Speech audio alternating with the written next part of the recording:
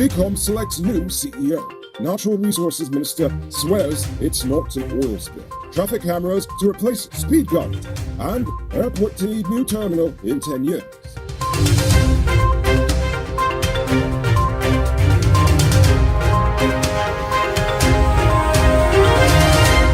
I'm Enrico Bolford, and this is Uncut News. Do you see news happening? Send us a tip on WhatsApp at 592-659-6151. Vishnu Prasad has been selected as the new CEO for GECOM. Chairman Claudette Singh had voted with the PPP commissioners to give Prasad the nod over his Jamaican counterpart. Nevertheless, the opposition-nominated commissioners were unhappy with the choice, claiming that Prasad did not have enough experience despite having once served as deputy CEO for the organization. The government is giving the two Shaws a meager pay raise that still brings them below the legal minimum wage in this nation. They had requested the government increase their monthly stipend to be equivalent to at least that of a public servant's minimum wage of $70,000. So the government heard and responded by raising their stipends to $50,000, up from their current salary of $30,000. Now, you see, this is why these guys don't even like these politicians. Some of them are worse than the colonizers, and I really don't understand how they aren't public servants. The two Shaws, I mean, because we all know the politicians only serve themselves. The government has given Exxon permission to examine the possibility of using carbon capture technology in Guyana. JobDR did not provide any additional details of what this carbon capture would entail. Nevertheless, permission was granted. In case you didn't know, carbon capture is the neoliberal scam in which companies waste billions of dollars on experimental technology to remove tiny, minuscule amounts of carbon from the atmosphere instead of actually reducing the amount of pollution emitted in the first place, that way shifting the blame away from them and onto others. According to Minister of Natural Resources Vikram Bharat, that oil slick that fishermen recorded some 45 nautical miles offshore Guyana recently was, quote, definitely not an oil spill, end quote. He said that the oil seen in the recording seems to be petrol, or even diesel someone may have thrown overboard from the boat, but not crude oil. The EPA did investigate the video, but they are having trouble finding the oil slick that is referenced, as the fishermen did not leave them with any satellite coordinates. Now is the time to tell you about the Best Buy's car of the day. Currently on sale is this 2011 Subaru Forester XT. It comes with all-wheel drive, driving mode, Bluetooth, mud rims, new tires, TV, CD, stereo, reverse camera, rear spoiler, and much, much more. Buy cash for $4.7 million. I'll pay down as low as $940,000 down with around $106,500 monthly for 4 years, and it is yours. Call or WhatsApp 662-0844 for more info. Or visit our showrooms at Lot 171 Peter Roger, Queenstown, or Lot 2 Lamashi, and tell them Enrico sent you for this sweet deal. The necessary laws for the oil and gas industry and for the sound management of the oil monies will finally be taken to Parliament on December 16th. On Monday, the National Rum Shop members will vote on the new local content legislation and the proposed amendments to the Natural Resource Funds Act. This will govern how the oil funds are managed. This includes laws such as the punishment for non-disclosure of oil revenues and the process for the selection of management committees and all that other stuff. 37-year-old minibus driver Mohammed Nasruddin Osman was arrested following an accident on the Ledestin public road. He spun as a quibbo. He had reportedly crashed into a truck that turned onto the road whilst Osman was driving. The two elderly passengers of the truck were injured by the impact. Osman remains in police custody. Yesterday, 27-year-old Sheldon Simon succumbed to his injuries more than a month after 26-year-old Mario Rohit allegedly lit Simon ablaze with a kerosene stove, leaving him with severe third-degree burns about his body. Simon was recovering and receiving treatment at a medical facility up until his death. His assailant, Rohit, is expected to be charged and sentenced for murder in the coming days. You could move into your very own luxury home in 2022.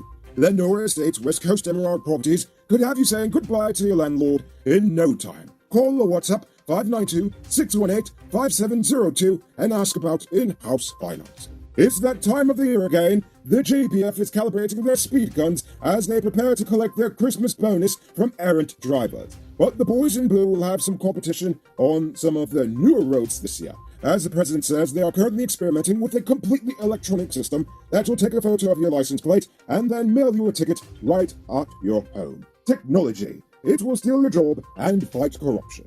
It's now time for today's Runner Report. Today, the nation recorded 51 new cases. There are now 1,016 persons dead, 14 in the ICU, 743 in home isolation. And the total number of confirmed cases around the nation now stands at 38,453. So please, people, wash your hands frequently. Avoid touching your nose and mouth and must avoid leaving the house. When you do leave home, try to avoid enclosed spaces and large crowds. And remember to give 6 feet of space between you and others. Now for the vaccines. It seems with all the mess that's been going on, they didn't even give us proper numbers today. But nonetheless, 435,085 adults, or 79% of the adult population, have had their first dose, and 55.7% have had their second dose. They have given us literally nothing about the teens.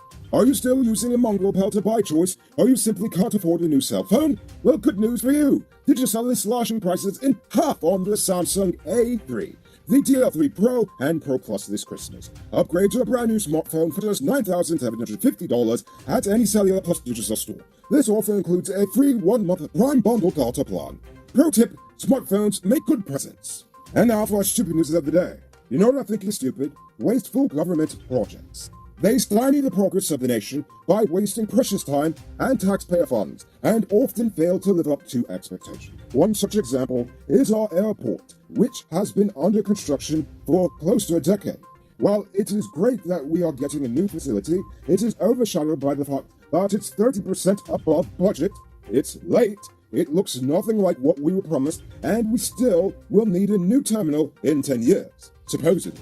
According to Ramesh Gupta, the CEO of the airport, we will need an additional terminal in 10 years' time, despite the fact that we are currently spending over $250 million to renovate the existing structures. Gupta said, according to his numbers, they will need a second modern terminal in that time. However, I think it's pretty interesting that all this talk of needing another terminal came up days after the president met with a set of Mexican businessmen who were interested in various large-scale infrastructure investments, including the construction of an additional terminal. While it's always good to look into the future, it's important to note that government projections are rarely accurate. The airport upgrade originally cost $150 million, and it was expected to handle over 1 million passengers per year. In fact, they projected that passenger traffic would exceed 1.5 million passengers per year by 2030. But during the past decade, international flights have been relatively steady, ranging from about 200,000 to 400,000. In fact, one year it actually went close to 600,000, but for the most part it stays around 200 to 400,000. Now, I know we are expecting growth, and massive growth at that, yes, but I think we should at least finish the current terminal before we even think about building another.